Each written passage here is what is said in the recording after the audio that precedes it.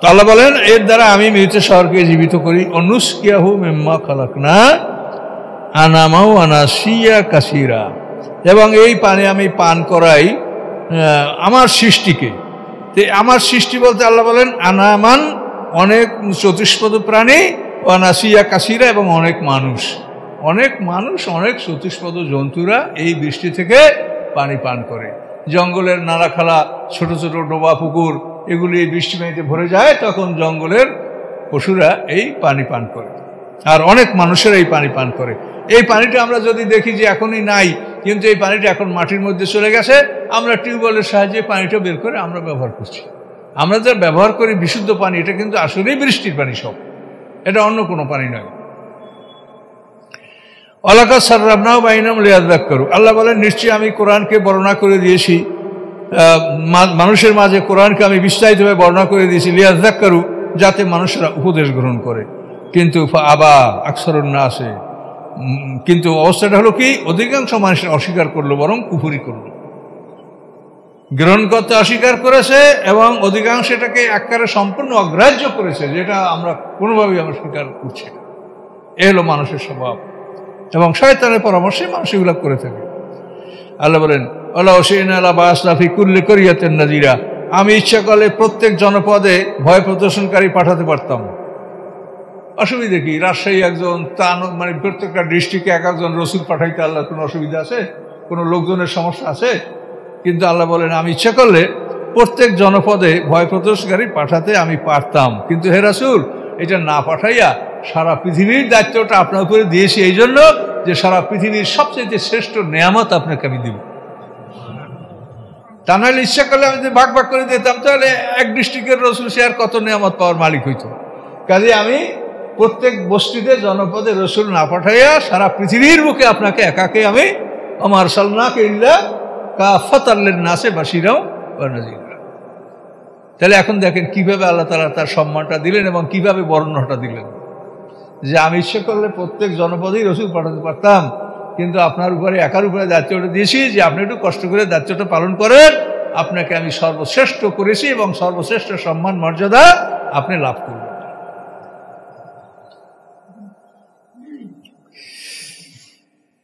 ফালা তুতিল কাফিরিনা ওয়া জাহিদুম বিজিহাদান কাবীরা, আপনি কখনোই কাফেরদের অনুকরণ করবেন না। ওরা আপনাকে যে প্রলোভন দেবে, আপনাকে বিভিন্ন আশ্বাস দেবে, এইটা করেন, এইটা করেন, এইটা করলে আমি এই হব, ওই হব, ওরা যা বলবে ওদের কোনো কথা আপনি শুনবেন না।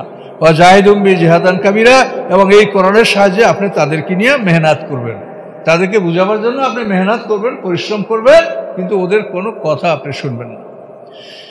হুয়াল্লাযী মারাজাল বাহরাইন, তিনি সেই আল্লাহ যে দুইটা সমুদ্রকে প্রবাহিত করে, অর্থাৎ দুইটা স্রোত, পানির স্রোতকে তিনি প্রবাহিত করেছেন।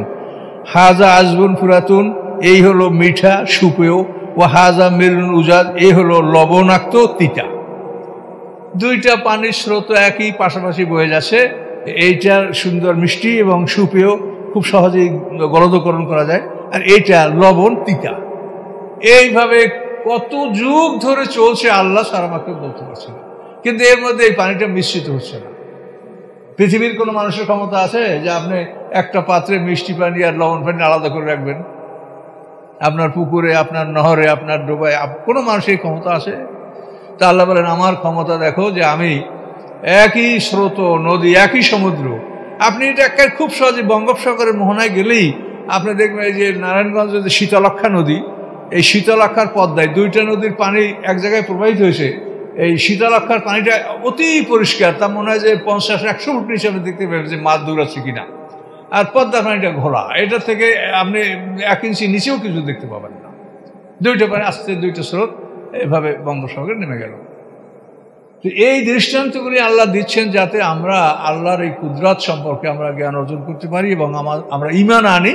কিন্তু আমাদের তো ফিকির নাই, আমাদের চিন্তা ভাবনাটা মানুষের, আমি যেটা দেখি যে মানুষের সবচেয়ে বড় ক্ষতিকর বিষয় হলো তার মানে চিন্তা ভাবনার জন্য তার সময় ব্যয় না করা। সময়টা আপনার চিন্তা ভাবনায় যে নষ্ট করে এটা করতে পারছেন না, এই চিন্তা ভাবনা না করাটাই হলো মানুষের সবচেয়ে ক্ষতিকর। এটা আমার কাছে এটাই মনে হয় যে এই আমাদের সময় নষ্ট করার জন্য অমুক ফাংশন, তমুক সময়, অমুক যায় পার্ক, অমুক যায় চিড়িয়াখানা, অমুক যায় তমুক, আমাদের সময়টা এভাবে ধ্বংস করে দেওয়া হচ্ছে। অথচ এই সময়টা এত মূল্যবান যে পৃথিবীর সর্বশ্রেষ্ঠ ধনীও আল্লাহর কাছ থেকে 1 মিনিট সময় কেনার ক্ষমতা রাখে না। রাখে? যখন ডাক দেয় বিল গেটস, এই এলেন মাস বের হও, ডাক করছে, তখন বলবে আমার সব সম্পত্তি দিব, আমার 5 মিনিট সময় দেন, দিবে? আল্লাহ এই জন্য বলছে তোমরা সব ফকির, তোমরা আমার 1 মিনিট সময় কেনার টাকা তোমাদের হয় নাই, তা তোমরা কিসের ধনী? তোমরা ফকির।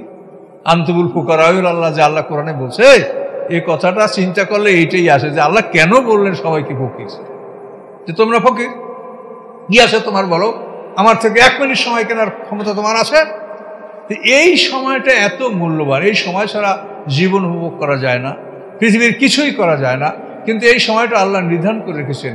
কিন্তু এই সময়টার মধ্যে যদি আপনি চিন্তা গবেষণাটা করতে পারেন, তাহলেই আপনাদের জ্ঞান আসবে। আল্লাহর মধ্যে আপনাদের সাথে, আমি আপনাদের সাথী, কিন্তু আমরা যে কথাবার্তা বলছি এগুলো কি সব তাফসিরে আছে? আপনারা তাফসির তো করেন, এগুলো কিন্তু চিন্তা গবেষণা করলে আল্লাহ তাআলা মানুষের মধ্যে জ্ঞানের একটা যে পরিধি বা জ্ঞান বা হৃদয়টা আলোকিত হয়, এই জন্য কিন্তু মানুষ অনেক জিনিস ভালো করে বুঝতে পারে। কাজেই এইটা আমার জন্য যেমন আপনার জন্য তেমন, আল্লাহ আমাদের সবাই আল্লাহ, আমরা সবাই তার গোলাম, সবাইকে তিনি দেওয়ার জন্য সমানভাবে প্রস্তুত হয়ে আসেন। কাজে আমাদের এইভাবে সময়টা নিয়ে চিন্তা গবেষণা করতে হবে, তাহলেই আমরা ভালো জিনিস কি এটা আমরা বুঝতে সক্ষম হব। এবং সবসময় শয়তানের ওয়াসওয়াসা থেকে দূরে থাকতে হবে, এবং মাঝে মধ্যে আউযুবিল্লাহ পড়তে হবে, মাঝে মাঝে এই দোয়া পড়তে হবে, রব্বানা লা তুজিগ কুলুবানা বা'দা ইয হাদাইতানা ওয়া হাব লানা মিন লাদুনকা রাহমাতান ইন্নাকা আনতাল ওয়াহ্হাব। এর দোয়ার অর্থ কি? যে আমাদের হেদায়েত দান করার পরে আবার যেন আপনি আমাদের হৃদয়টা বাঁকা করে না দেন। হেদায়েত দান করছেন আল্লাহ, এটা আমাদের মধ্যে সঠিক আপনি রাখেন, এটা যেন কোনোভাবে আবার এর থেকে আমরা বিচ্যুত না হই। এই দোয়াটা রব্বানা লা তুজিগ কুলুবানা, এই জন্য এই দোয়াটা বেশি বেশি পড়ব। আচ্ছা, তা আল্লাহ বলেন এটা হলো মিষ্টি এই লবণ, ওয়া জাআলা বাইনুমা বারজাখা, এবং এই 2 পানির মধ্যে আমি রেখেছি একটা বারজাক, মানে প্রতিবন্ধক। এই প্রতিবন্ধক কি দেখতে পাই আমরা? কিছুই দেখতে পাই না। আল্লাহ বলেন আমি একটা প্রতিবন্ধক রেখেছি, এবং হেজরাম মাহাজুরা, সেটা অতি কঠিনভাবে নিষিদ্ধ। যে এই প্রতিবন্ধকটা কেউ ভেদ করবে, এটা কঠিনভাবে নিষিদ্ধ, এটা কেউ ভেদ করতে পারবে না। ও মিষ্টিওয়ালা ওইদিকে ঢুকতে পারবে না, লবণওয়ালা ওইদিকে ঢুকতে পারবে না। আল্লাহ বলেন হেজরাম মাহাজুরা, আমি যে প্রতিবন্ধকটা রেখেছি এটা কঠিনভাবে পালনীয় এবং কঠিনভাবে নিষিদ্ধ, যেটাকে কোনোভাবে অতিক্রম কেউ করতে পারবে না। হুয়াল্লাযী খালাকা মিনাল মায়ে বাশারা, তিনি সেই আল্লাহ যিনি পানি থেকে মানুষ সৃষ্টি করেছেন। খালাকা মিনাল মায়ে বাশারা মানে পানি থেকে মানুষ সৃষ্টি করেছেন। ফাজালাহু নাসাবা ওয়া সেহরা, এবং সেই মানুষের মধ্যে আবার আল্লাহ মানে নাসাবা মানে বংশ সৃষ্টি করেছেন, এবং বৈবাহিক সম্পর্কের আত্মীয় সৃষ্টি করেছেন। নাসাবা বংশীয় আত্মীয় স্বজন, সেহরা মানে বৈবাহিক সম্পর্কে আত্মীয় স্বজন। এই 2 ধরনের আত্মীয় স্বজনের কথা আল্লাহ বলছেন। তো মানুষ সৃষ্টি করেছেন আল্লাহ পানি থেকে। তো আমরা অধিকাংশ জায়গায় পাই যে আল্লাহ মানুষের মাটি থেকে, তো মাটিটা আসলে সৃষ্টি হয়েছে পানির থেকে। এই মাটির আগে ছিল পৃথিবীতে খালি পানি, আল্লাহর প্রথম সৃষ্টি হলো পানি। পানির উপরে একটা ঝাঁক বা ফেনা, একটা ফোম, এই ফোমের মতো একটা বস্তু সৃষ্টি হয়েছে, এবং সেখান থেকে মাটি সৃষ্টি হয়েছে। এবং এই জায়গাটা প্রথমে এই ফেনাটা মানে এটা প্রকাশ পেয়েছে মক্কা অঞ্চল থেকে।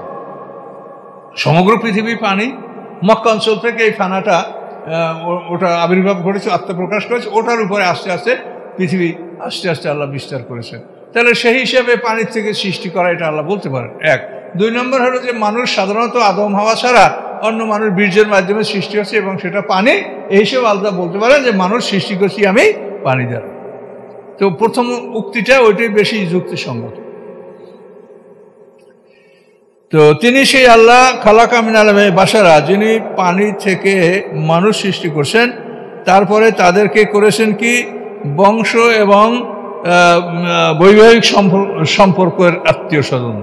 সেহরুন মানে বৈবাহিক সম্পর্কের আত্মীয় স্বজন, মানে দুটোকেই আল্লাহ গুরুত্ব দিয়েছে, কিন্তু নসব মানে বংশীয় আত্মীয়দের এটাকে আগে বলছেন, আর সেহরটা পরে বলছেন। এ থেকে আপনি বুঝতে পারছেন যে বংশীয়দের অধিকারটা বেশি, তারপরে শ্বশুরালার যে অধিকার সেটাও কিন্তু আছে, এটাকে অস্বীকার করা যাবে না।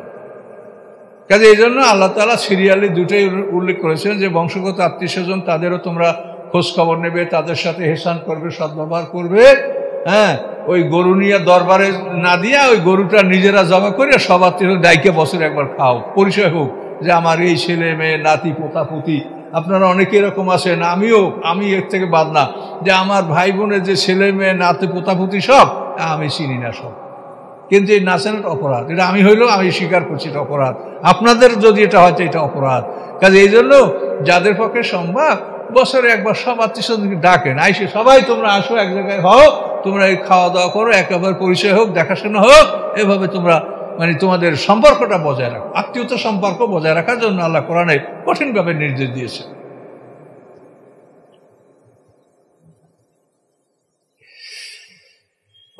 আকানা রাব্বুকা কাদিরা, আল্লাহ তাআলা সব কিছুর উপরে ক্ষমতাবান। তো আমরা জানি যে আল্লাহ তাআলা সব কিছুর উপরে ক্ষমতাবান। কাজে এই জন্য আমাদের কোনো কাজে আমাদের দুশ্চিন্তা আমরা করব না। দুশ্চিন্তা কি জানেন? আমার ভাগ্যে কি লেখছে তাই তো হবে, এটা দুশ্চিন্তা না? কি লেখছে আল্লাহ ভাগ্যে কি আছে এই তো হবে। আল্লাহ বলেন যে না, আমি তোমার রব সব কিছু ক্ষমতাবান।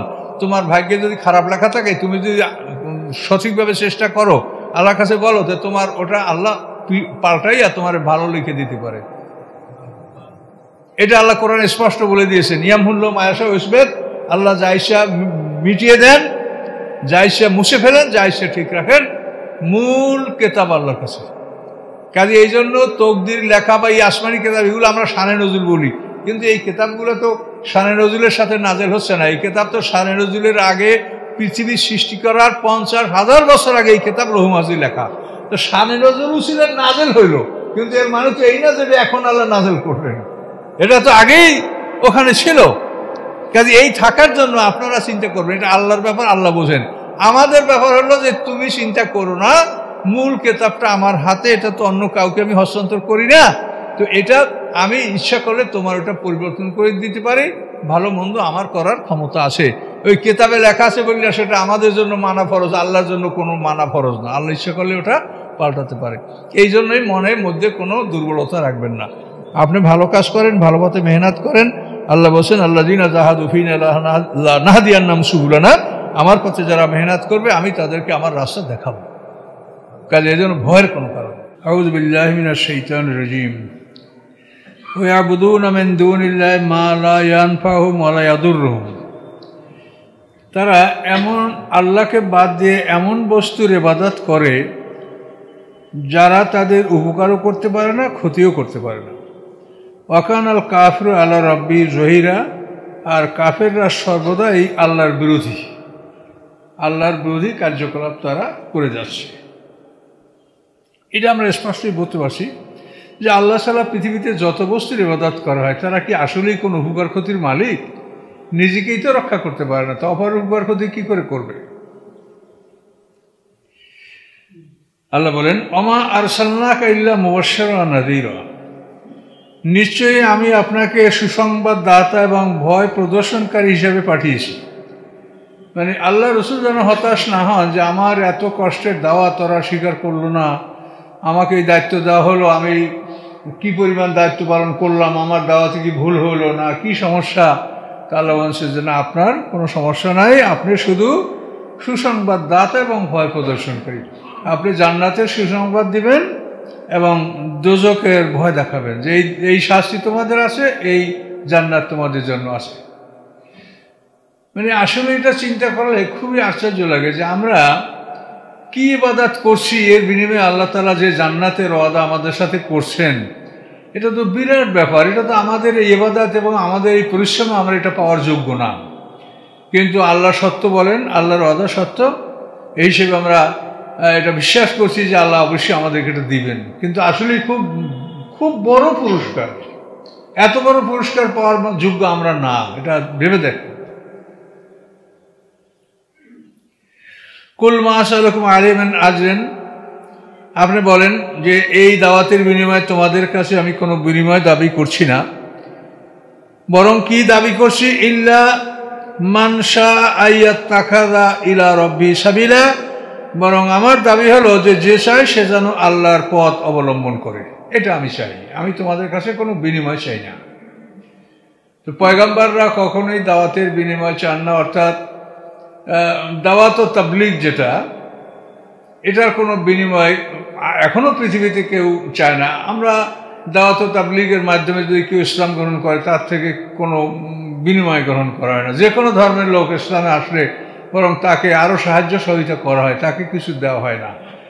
তবে প্রশিক্ষণ সেটা একটা আলাদা ব্যাপার। এটা আপনি বুঝতেই পারছেন যে একটা মানুষকে প্রশিক্ষণ দেওয়ার জন্য দীর্ঘকাল সময় ধরে একটা কোর্স পালন করা লাগে। এইটা যে কেউ বিনা অর্থে করবে এটা আপনি কল্পনা করতে পারেন না। একটা ছেলেকে আপনি তাকে সে মাস্টার ডিগ্রি নেক বা কামেলের ডিগ্রি নেক বা মুফতি ডিগ্রি নেক, এতে 16 থেকে 18 বছর পর্যন্ত তাকে পড়াশোনা করতে হবে, এবং এই 16 থেকে 18 বছর তার শিক্ষকের মাধ্যমে তার এটা কার্যক্রম চালু রাখতে হবে। এই ক্ষেত্রে যদি কেউ বলেন যে শিক্ষা দিয়া এলেম, শিক্ষা দিয়া বিনিময় গ্রহণ করা যাবে না, এটা কিন্তু ঠিক না। দাওয়াত এক জিনিস আর প্রশিক্ষণ হলো আর এক জিনিস। প্রশিক্ষণে মানুষের প্রচুর সময় লাগবে, এবং এই সময়টা কেউই বিনামূল্যে এই সময়টা কেউ পৃথিবীতে দিতে পারে না। প্রত্যেকটা মানুষেরই দুনিয়া আখিরাতের কল্যাণের জন্য আল্লাহ কাজ করতে বলেছেন।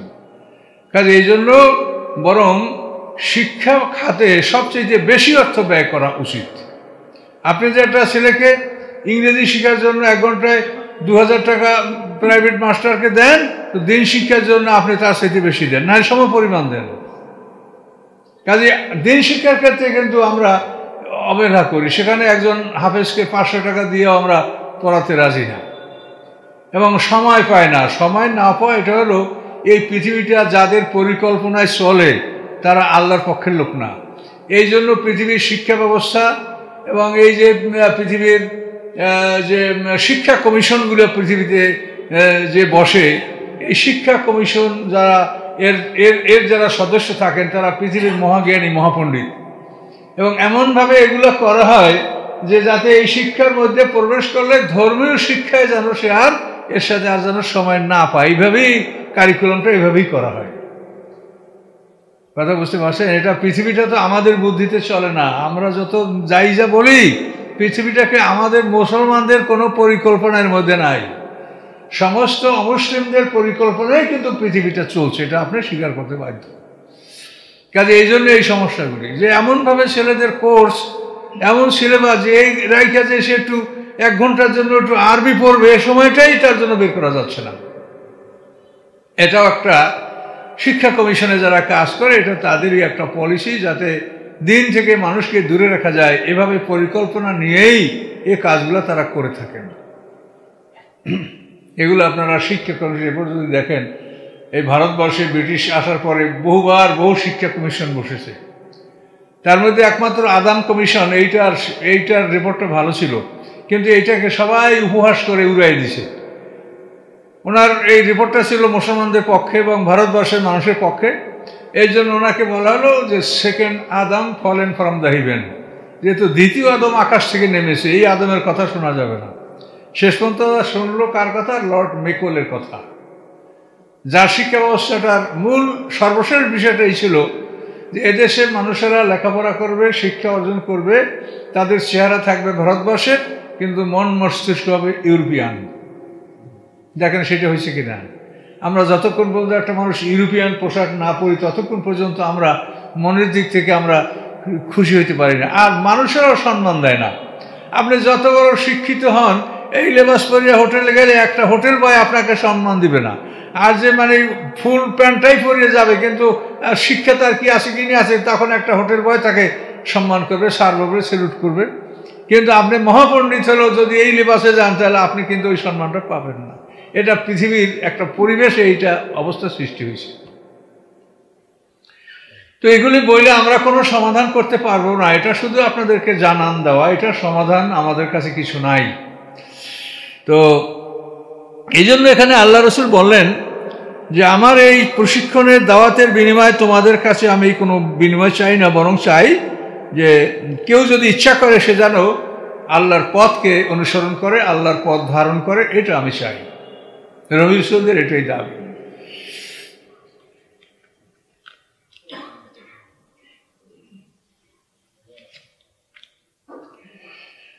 আল্লাহ বলেন, অতাওয়াক্কাল আলাল হাইয়্যিল্লাযী লা ইয়ামুত, হে রাসূল, আপনি এমন এক সত্তা, এমন এক অস্তিত্ব আল্লাহ, তার উপরে আপনি নির্ভরশীল হন, যিনি হাইয়ুন মানে চিরঞ্জীব, অনাদিকাল থেকে অনন্তকাল পর্যন্ত তিনি জীবিত। আল্লাযী লা ইয়ামুত, যিনি কখনো মৃত্যুবরণ করেন না, করবেন না। আল্লাহ তার নিজের পরিচয়টা দিলেন যে অনাদিকাল থেকে অনন্তকাল পর্যন্ত তিনি জীবিত, লা ইয়ামুত, তিনি কখনো মৃত্যুবরণ করেন না। কাজে এই আল্লাহর উপরে আপনি তাওয়াক্কুল করেন। ওয়াসাব্বিহ বিহামদিহি, এবং তার প্রশংসা জপনা করেন, তার প্রশংসা আপনি পাঠ করেন। সুবহানাল্লাহ, আলহামদুলিল্লাহ, লা ইলাহা ইল্লাল্লাহ, আল্লাহু আকবার, এগুলি সব আল্লাহর প্রশংসা। ওয়াকাফা বিযুনুবি ইবাদিহি খাবীরা, এবং বান্দার অপরাধ সম্পর্কে আল্লাহ তাআলাই যথেষ্ট অবগত আছেন। পাপের খবর রাখার ব্যাপারে আল্লাহ কে কতটা পাপ করছে এসব খবর আল্লাহর কাছে রয়েছে।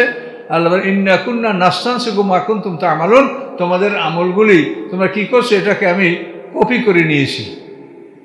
ইস্তেনসাখা মানে একটা কপির থেকে কপি করে নেওয়া। তো আমলনামার মূল কপিটা তোমাদের গলায়, এখান থেকে আরেকটা কপি করে এটা ইল্লিন সিজিনে সেখানে রাখা হয়, এবং এই কপিটা ডুপ্লিকেট কপিটাই আল্লাহর কাছে দেখাইয়া ফেরেশতারা ইল্লিন সিজিনে জমা করে আমাদের নামে, জান্নাত জাহান্নামের বাড়িতে এটা জমা হয়। প্রতিদিন আপনি কি পাঠিয়েছেন আল্লাহর কাছে? আল্লাহ বলছেন, অলতানজুর নাফসুম মা কাদ্দামাত লিগাদ, মানুষ যেন দেখে আগামী দিনের জন্য সে কি পাঠিয়েছে। আগামী দিন মানে শনিবার না কাল, এই আগামী দিন হলো আপনার সামনের জীবন, আপনার দ্বিতীয় জীবনের জন্য আপনি কি পাঠিয়েছেন এটা আল্লাহ দেখতে বলেছে। তো সেখানে আপনি আল্লাহর বিধান যা আপনার উপরে দৈনিক যে ডিউটিগুলো, এগুলো সব যদি পালন করে থাকেন তাহলে আপনি যথাযথ প্রেরণ করেছেন।